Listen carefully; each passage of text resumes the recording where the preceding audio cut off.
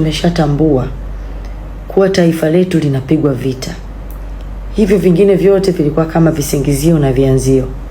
Na ndio maana tunaona hakuna kelele iliyotulia licha ya Wizara ya Vijana kuundwa, licha ya tume ya uchunguzi kutengenezwa.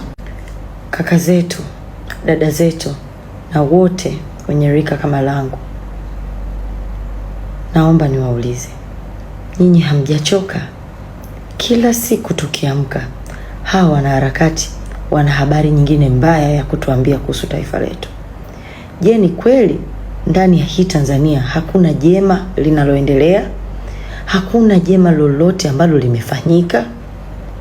Je, ni kweli kutoka kukua kwetu mpaka sasa nchi yetu iko vile vile? Mbona tunanyamaza? Hakuna hata siku ambayo wanaamka wakasema leo Tanzania ina jema hili, au Tanzania kabla ya maandamano yale ilikuwa na jema lile. Wao ni uchochezi tu, wao ni kushambulia, na tunawaacha waongee. Ni kweli hatuna la kusema juu ya taifa letu?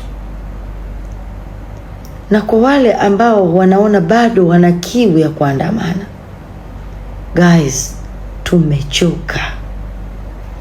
Tumechoka kuamka na hofu ya kwamba kesho kutakuwa na vurugu zingine.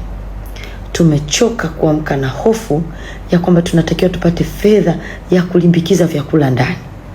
Tumechoka kuamka na hofu ya kuwaza tunatakiwa tufungue biashara au tusizifungue. Tumechoka. Nyinyi wenzetu hamchoki? Tumechoka kuwa na maumivu. Nyinyi hamchoki? Tupaze sauti yetu.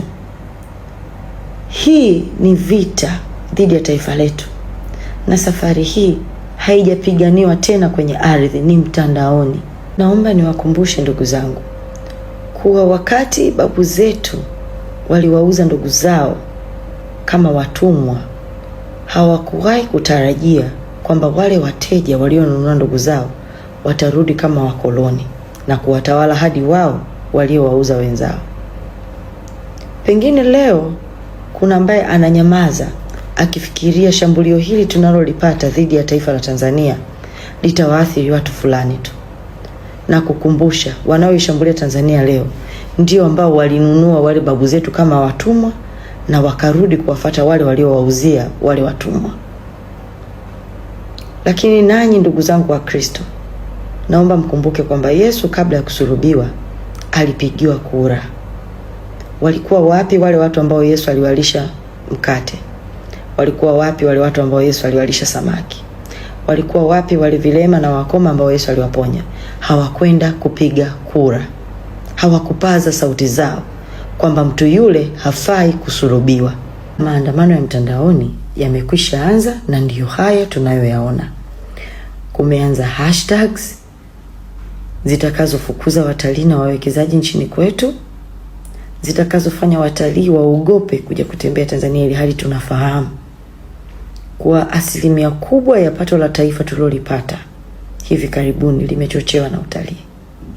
Sasa wamekuja shirika kubwa la habari kusabotage taswira ya taifa letu, kusabotage hatua za uponyaji tunazoenda kuzichukua kama taifa.